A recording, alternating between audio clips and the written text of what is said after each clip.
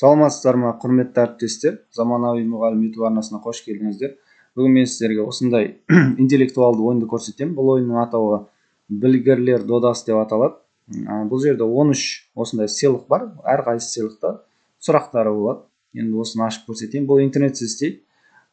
PowerPoint-та жасалған ойын. Сначала деп ашамыз. Ойынымыз осылай басталады. Міне даусымен өзінің білгірлер додасы деп атады.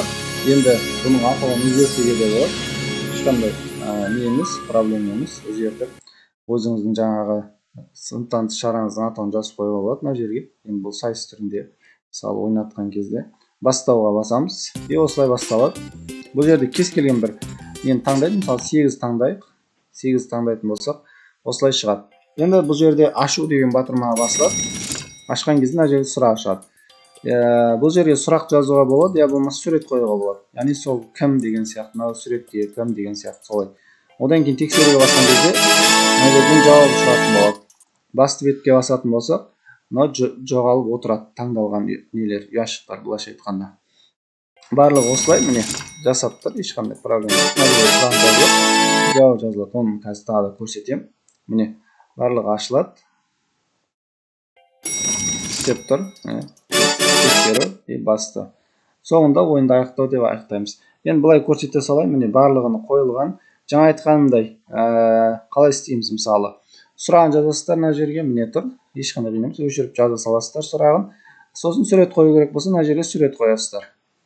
Сурет, мынау суреттегі кім деген сияқты, я болмаса мынау не деген сияқты суретті қойып, сөйтіп ойнатсаңыздар да болады. И жауабы деген жерге жауабын жазып қоямыз, болды. Я болмаса бұл жерге де суретті қоюға болады. Одан кейін осылар жазып дайындап аласыздар пәніңіз бойынша, кез келген пәнге жарайды бұл интеллектуалды ойын. Одан кейін пока слайдпен ашып ойната бересіздер. Анимация өзі сақталып қалады. Бұл жерде 13 сыйлық түріндегі не? Одан кейін мына жердегі звугын көрсетейін. Басталған кездегі титульныйдегі дауысы мына жерде тұрады. Осы жерден төмендетуге болады, я болмаса өшіруге болады.